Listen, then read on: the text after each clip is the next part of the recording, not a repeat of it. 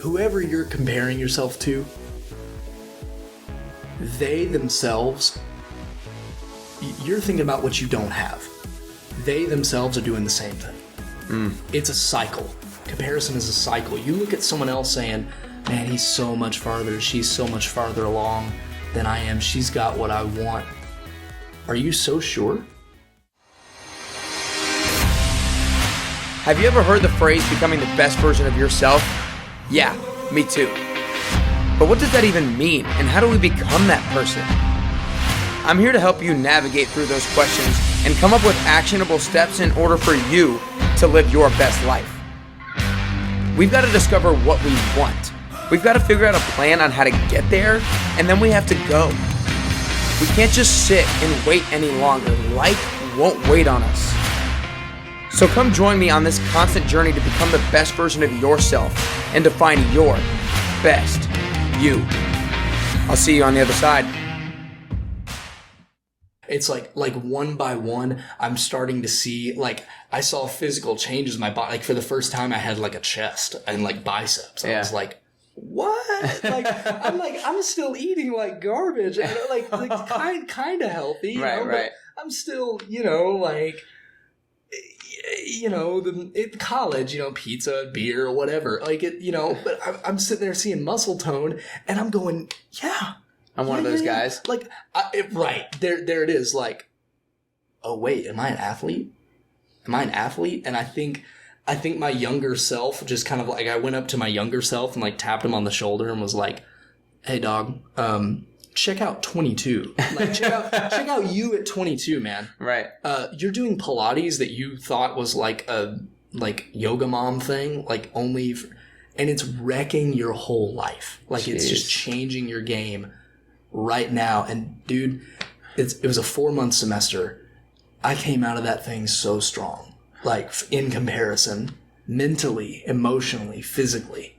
Yes. Like, so what are the lessons now that you take from the Pilates class that was what, 3 years ago? 2-3 years ago? Oh, dude. I graduated in 16. Okay. So about 3 years ago. 3 years ago. Yeah. So what lessons do you learn from that now that you go and start to take into your life? Well, like, what do you start to do differently now because you feel like empowered? You don't feel as angry and as bitter towards the athletic people. Well, and there's like two things here. Is like, one is I was in a relationship too with a Pilates teacher. Like, I was like dating. not the first one. No. Yeah. I was no wonder he kept going all semester. No, I'm just kidding. No, that's not like that. You talk about the lessons taught. Right. So I had I have this woman in my life who's teaching me the aspects of how Pilates comes into daily life. Breath, slowing your pace, maintaining your focus, all of those things. Like, I was being taught that because I was in more regular engagement with, like, I'm talking after this class, like, class is over, like, I'm out in the world, I've graduated college,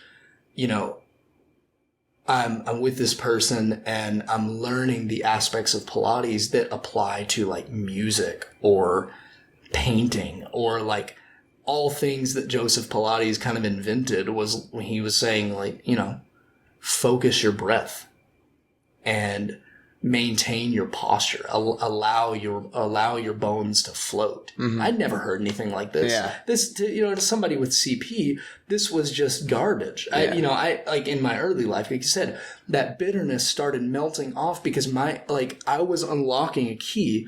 I felt like things were changing so much that, like, that door that I could never go, that kind of forbidden place of vulnerability, of being honest with myself about what I want, what I need, how I want my body to change, that door was slowly opening, right?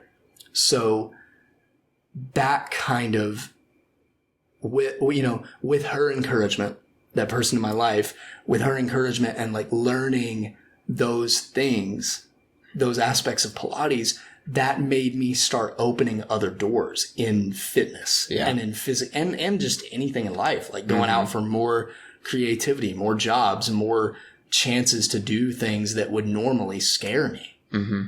And I'm starting to,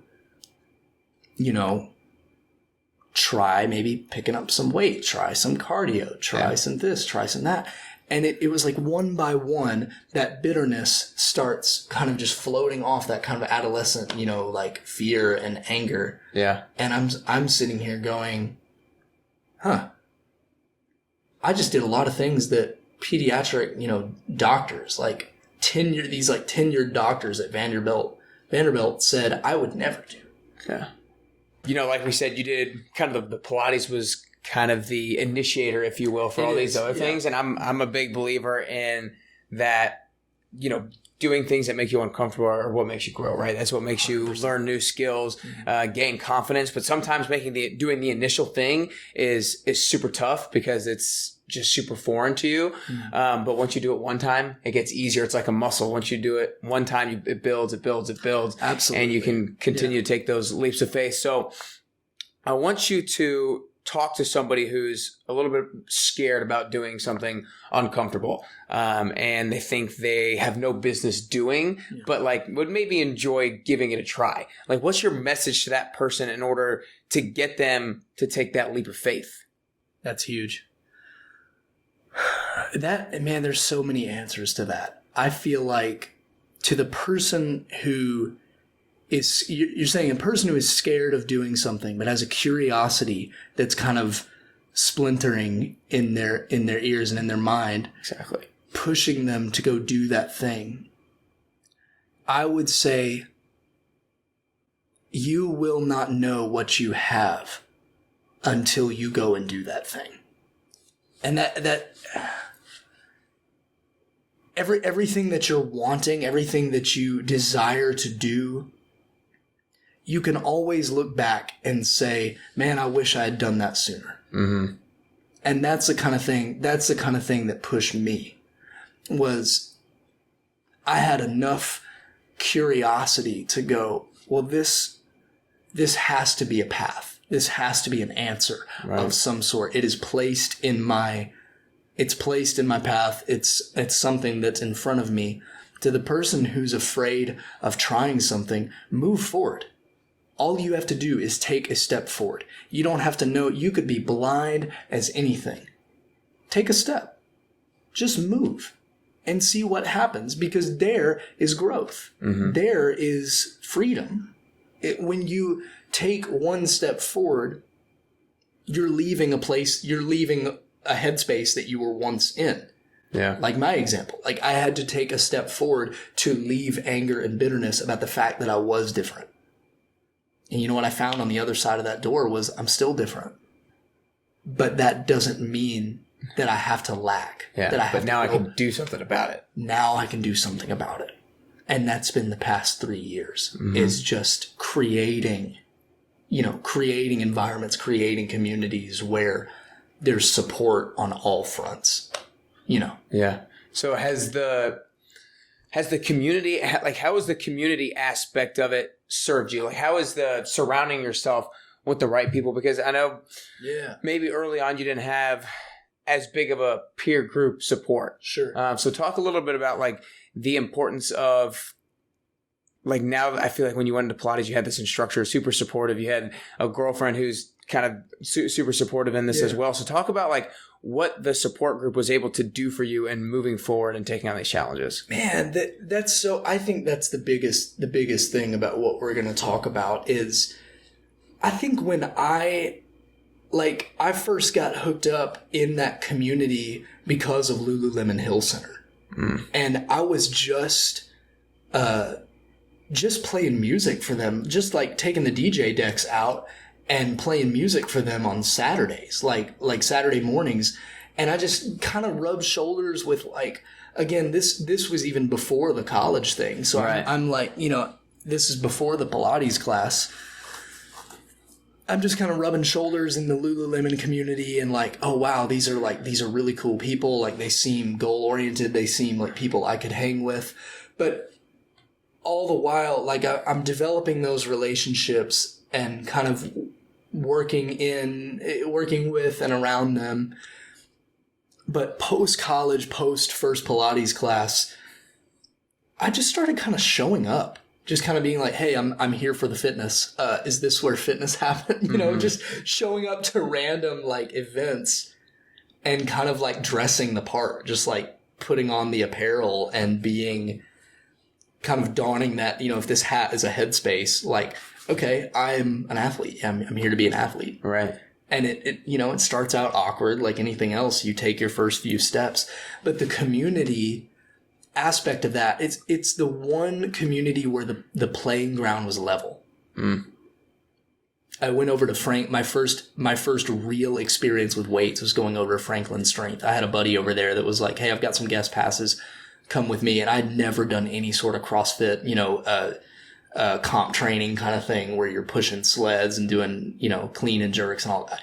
Never done that in my life. Right. And I get there and like, you know, I got prepared to give my CP disclaimer, trademark, you know, that thing. And the instructor's like, yeah, cool, whatever. Go get that. They just glossed over it. They're like, wow, cool, great. Did you like that?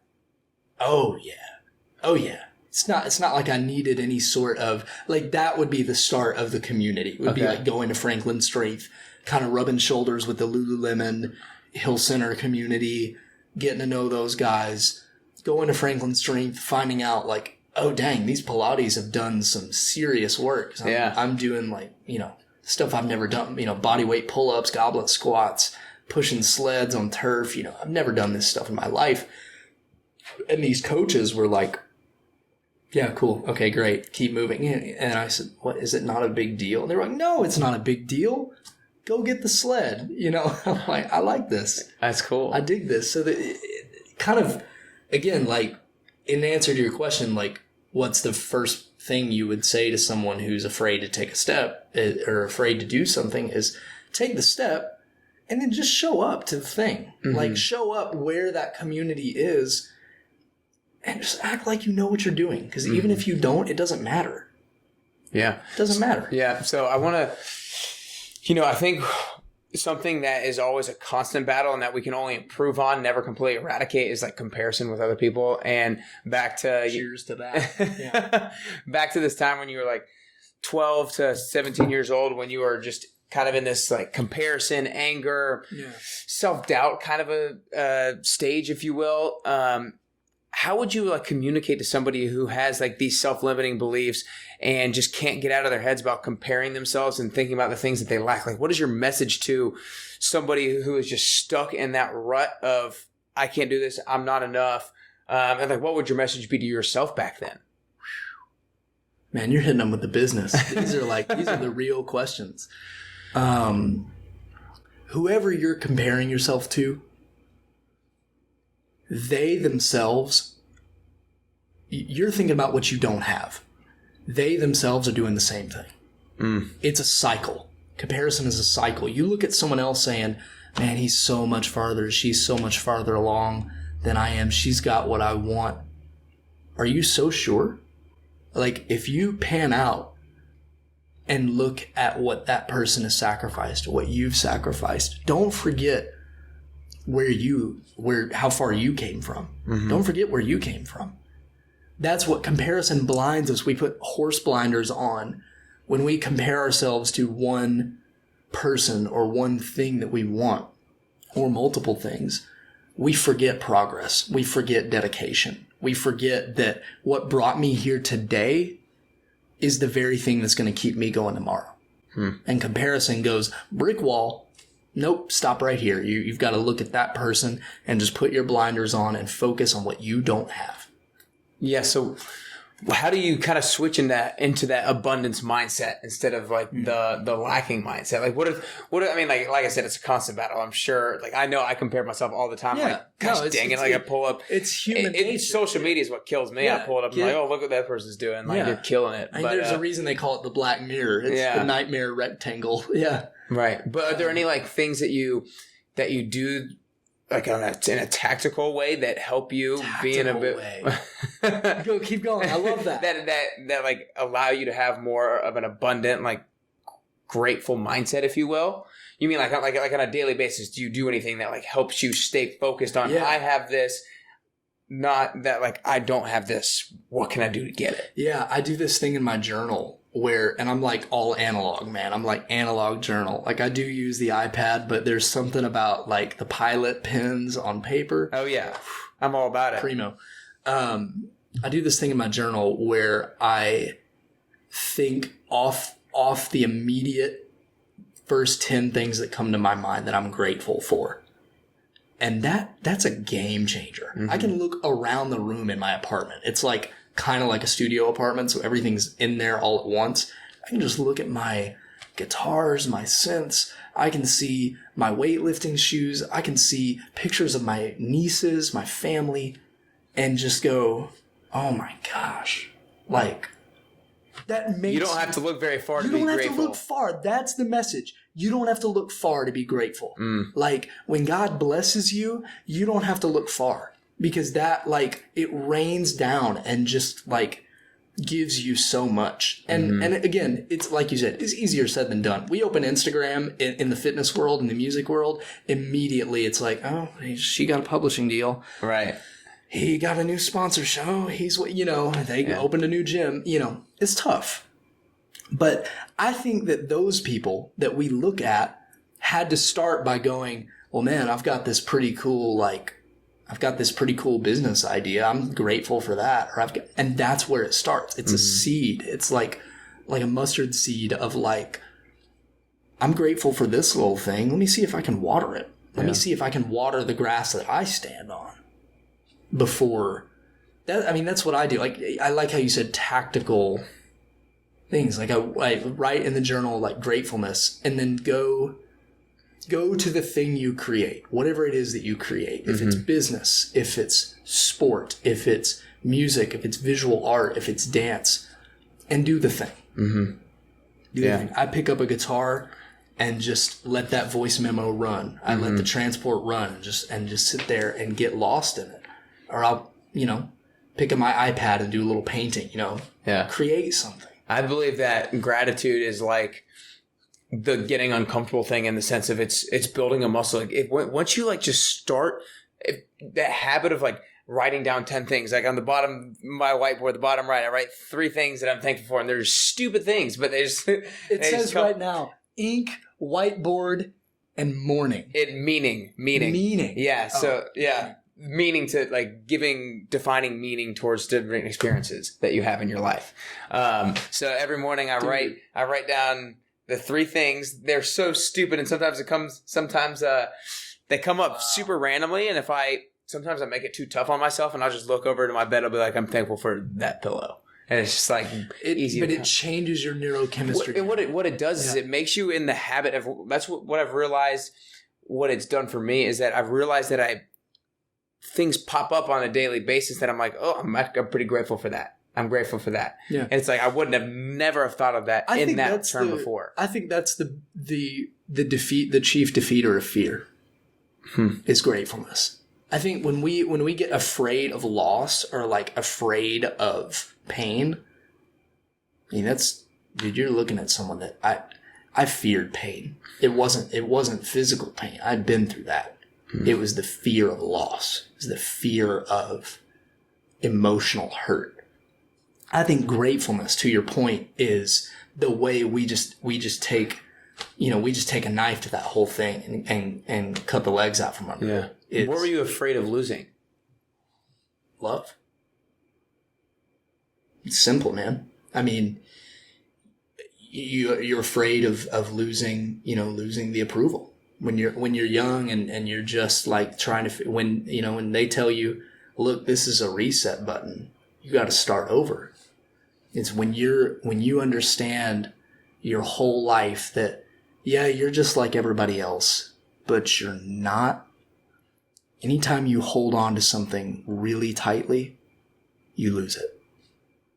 And that was the big thing, was I was holding on very tightly. Even just to a couple of years ago, even just 2 years ago, holding on to things very, very tightly.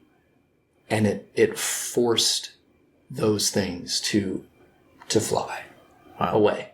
And I think gratefulness and holding something gently, I think we learned that in yoga, to hold this pose lightly. hold your jaw, tension in your neck lightly. Acknowledge it. It's there, but be gentle with it. If we grasp something, we can't have our hands open to gratefulness and to more blessing. But if we grasp and we hang on to something, in my case, in my early life, up until, like I said, up until about 2 years ago, it was approval. It was, please love me. And that's where grateful, you have to just open your hands and go, all right, it's out of my hands. I can't grasp that any tighter. It ain't gonna work. I love it, man. So you're 25 years old, right? Yeah. Mentioned it a couple times. These last couple of years have been huge years for you, right? Both physically and mentally. All the lessons that you've learned and now you've applied it. I bet in a sense you feel like your life's almost just starting and you can just freaking take off from here.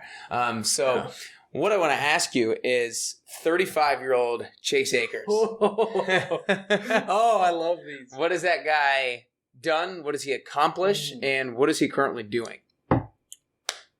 Oh, wow. 35-year-old Chase.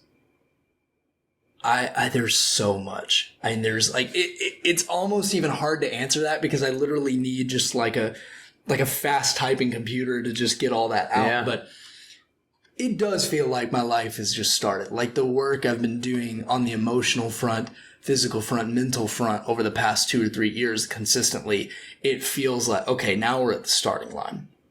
So 35, I will have wanted to basically become, I want this message to get out. I want this to the able-bodied community, to the differently abled community.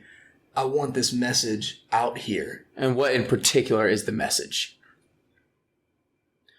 The message is what we perceive is what we receive, essentially. I hate that rhymes. I really do. I think it makes it better. Perception, we've always heard mind over matter. If I can come out of a wheelchair and go and perform with some of the city's best athletes and learn from that and make my body better, thereby making my relationships better, my music better, any of that, that's the message, is look at your own life, regardless of what you have or don't have in terms of a disorder, a disability, a disease, whatever it is. Look at your life and apply that. Excuse me. Mind over, when we dedicate our mind to something that is deep within us, yet is beyond us, that's what propels us forward. So at 35, I mean, books, TED Talk, I really want to give a TED Talk. Yeah. I really want to give it. I'm not talking TEDx. I'm talking like big time TED, capital T. I want to sit down with Guy Raz. You know, that's a dream. I want to be winning Grammys. Wow. That's another dream. I want a Grammy on my shelf, man. Production credit, writing credit.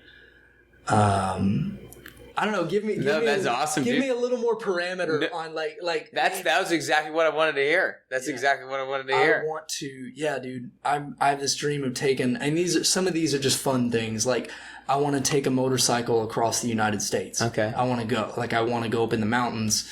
I want to. And you say the term fun things, but I don't want that. I don't want you to think that in your head, because I know I've thought this in my head about those very same like bucket list type things. Yeah, like these fun don't things make that I you want to money. do. They don't necessarily make you money. Right. But what I want to say is don't use the term fun things in your head as like, oh, that'd be fun, but like, it's probably not going to happen. Because I know that I've done that to myself. Be like, oh, it'd be fun to like probably do that. Like that should be a bucket list item, but like I'll probably that's never do what that. But that's again, like if full circle, I was like, it'd be super fun to like be an athlete, but that's not going to happen. And then, Ryan Freebing is like, hey, I'm with Nashville Fit. We're going to do an art. I was like, what? Yeah. Stuff like that. So the bucket list stuff, I feel like should take a little higher priority on like, man, I mean, 35, like family, established, like traveling. Like I want to travel doing this. Yeah. Doing this, getting these relationships, you know, making these communities. Even if that's like, I mean, I look at like the fact that cerebral palsy is like in TV now, like Speechless and Special. And I'm like, what? That's crazy. Like how wild that is. And I never thought like you would ever see a lead TV star with this same thing. Yeah. I gotta say, dude, when you mentioned the Nashville Fit thing again, I went directly to your, whatever you perceive, you receive. You receive. And if you didn't perceive yourself as an athlete or as anything like that, never would you have ever received that text or that message. But then once you got to the point that you actually perceived that you were this person, then you start receiving maybe the opportunities. Isn't that wild? Yeah. Like the fact that like the tongue is mightier than the sword, and like it's like a ship rudder. You know, it's like I can just show up. Like I didn't think, you know, I didn't think I was a DJ until I did it, and then I was like, oh wow, like this is cool. I didn't think I was a musician till I did it.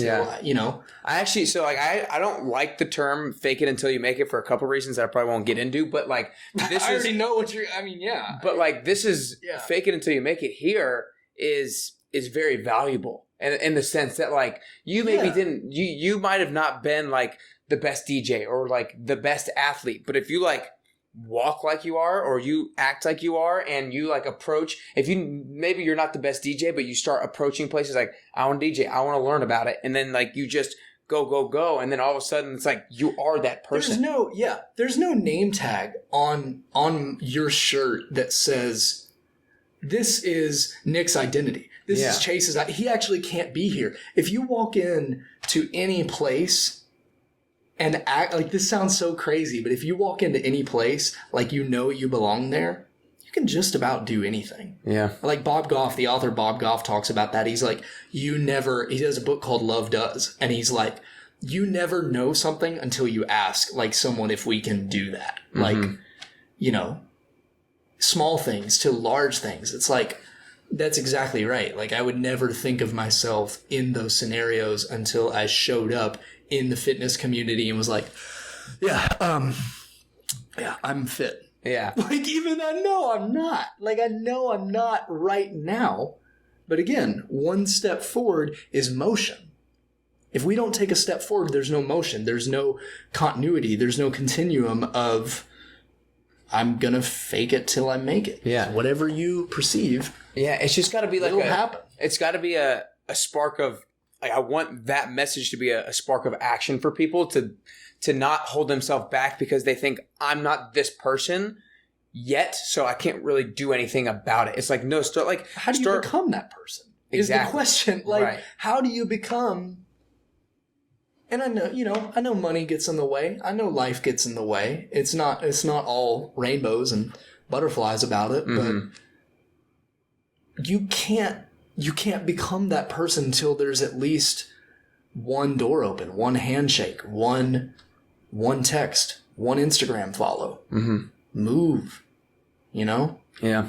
I love it. Well, before I ask the last question, I want to acknowledge you first, dude, because first off, this has been freaking awesome. Yeah, it has. Yeah. I've loved, your overcoming of the self-doubt and like it's one of those things that you never fully overcome, I don't think, but you just gradually work yourself out of it, little by little, by taking those uncomfortable steps. Contain it. Yeah, you can. There you go. You can prevent it from overcoming some of the things that you want to do. Bingo. And you've you've displayed that time and time again now in your life, and I know you're just going to continue to do that more and more often with doing going after a TED Talk, writing a book, doing all those things you want to do. So freaking go after those things, because like you said, you'll receive what you perceive you are. So if you perceive that you're going to do that, then you're going to take the action steps it's going to require in order to make that happen and for you to receive that. And then you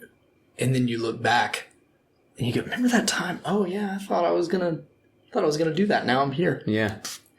Yeah. Awesome. That's dude. right. Well, I know people are going to love the story and want to learn more about you. Well, first, we already talked about article in the Nashville Fit Magazine, so you can go learn a little bit more there, but we've probably covered a lot of the stuff in here as well. But tell people where they can find you on Instagram, and then, you're a DJ as well here in Nashville, you have a few gigs we were talking about beforehand. So tell a little bit more about where people can find you and learn more about you. Yeah, so on the internet, I am Chase Akers, and that's at ChaseAkers. There you can find a couple splits off into different profiles. One is called Rebuilding Ability, and that is my fitness brand, telling my story. It's a blog. There's video content. There's things of that sort. I'm actually working, like I told you, on my NASM personal trainer's license. That's freaking awesome. That is freaking awesome. This is a guy who, in his teenage years, hated athletes, had a lot of anger towards athletes, totally. Right? To make it a little more extreme. And now, just as a couple years ago, you've started the fitness journey, and now you're freaking applying to be a personal trainer. That is awesome. I had people in my life that told me, hey, next step is for you to get a license that says you know what you're talking about. And I said, okay, cool. So Chase Akers on Instagram, there you'll find Rebuilding Ability. You'll also find at DJ Akers, which is my page dedicated mostly to just DJing. Schedule updated, usually weekly. At Chase Akers, though, you'll find a lot of my music work, people that I'm collaborating with, any tracks that are set to be released. Tomorrow night and every Thursday, you can find me DJing at Kung Fu Saloon in Midtown, right next to Rebar. And what's the other bar over there? Well, I know the winners and losers over there. Yeah. So it's Kung Fu's, the big outdoor one with the vintage video games inside. You can actually find me at Kung Fu this weekend from Thursday to Sunday. Okay. So I'll be there every night starting at 10. Saturday, if you're into the brunch thing, 12 to 3 at LA Jackson. That's the top of the Thompson Hotel. And then I'll be back Sunday at LA Jackson for 11 to 2 for another brunch hang. So all that you can find on DJ Akers, and then all that kind of stems from at Chase Akers on the internet. Awesome, dude. Well, I'm excited. I've never been to one of your DJ sets yet. I'm excited to come hang out at one.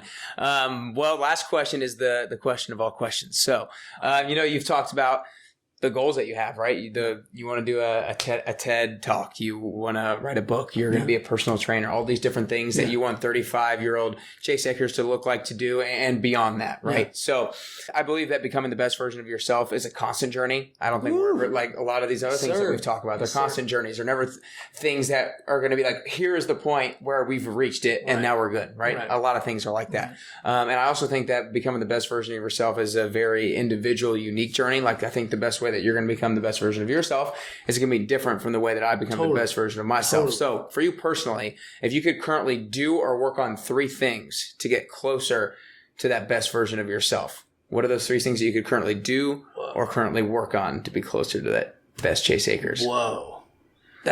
Do you mean like there's so many ways you can take this? This is how you like define mentally, it. Or is that more like kind of ethereal, or do you? I just like my brain just go, whoa. It's big. It's big. I just I want you to take it with whatever whatever comes to your mind. That's a trip. 3 things, man. Man, the first thing is responsibility. That's something I've been learning lately, is personal responsibility versus other people's responsibility. When we take when we take ownership of what we are responsible for, that changes life. That kind of changes how we perceive anything, our relationships. And it all starts with relationship. If we take only responsibility, if we today removed from our thinking, I am not responsible for what anybody else does or thinks or says or whatever. Yeah. That opens up a whole nother door. Responsibility. That's something I'm learning, is what am I responsible for? What am I not responsible for? Okay. Second thing, on the way to becoming the best version of Chase Akers. Yeah. Again, whatever you define it. I was thinking you have these goals of doing all these things. Yeah. What's going to make you get there? Second thing is practice. there is an art of practice. And in the music world, they say they don't say practice makes perfect, because you can practice incorrectly. It's perfect practice makes perfect, or practice perfect makes perfect. Right. It's kind of interchangeable. But practice, I've learned even more from the yoga community, is more just about showing up. Is more just about, I have to practice my breath. I have to practice relationship. I have to practice community. Because I know that if I don't have an art of practice of all these areas of life, whether that's playing guitar, playing keys, spinning records, singing, lifting weights, bench press, squat, whatever. If I don't practice that, then I lose that continuity of the art of practice, which is what centers us into, we talk about those transcendent experiences where we're kind of like lifted out of the human experience. We're just doing something that's beyond us. Practice is what leads us there. There's an art of practice. And you have to learn how to settle yourself into the present moment. Like you have to they talk about being present. Like find a sound, find a noise, find something in the room that you can focus on and begin your practice there. That's something I've been trying to learn. That is a very difficult uphill battle. Right. The third thing, so we have responsibility. And practice. Those are great ones. It's a good start. Now we need someone to take it home. Oh my gosh. Give me a minute. Patience. Patience. That came to you like boom. Yeah. Yeah, that just kind of hit like a freight train. Yeah, no, you like you were like looking down, like, I was like looking for it, and then all of a sudden, boom. Patience. Patience is the thing that binds those first two things together. We have to be patient. I think we have to be patient with ourselves to determine responsibility. On the one hand, I know that my tendency, like when we talked about loss of love earlier, my tendency was to grip and grip and grip because I was taking responsibility for other people's emotions. And that's dangerous, and that's codependent. So those are codependent behaviors that make us hang on to things very tightly for fear of losing them. And it's patience that teaches us how to take responsibility only for our own actions, our own thoughts, not those of others around us. That's powerful. Right. Once we do that, only then, when we know what we take responsibility for and what we do not, only then we can practice. Wow. And we have to have patience. Because if I don't have patience, I'm going, where's the next thing?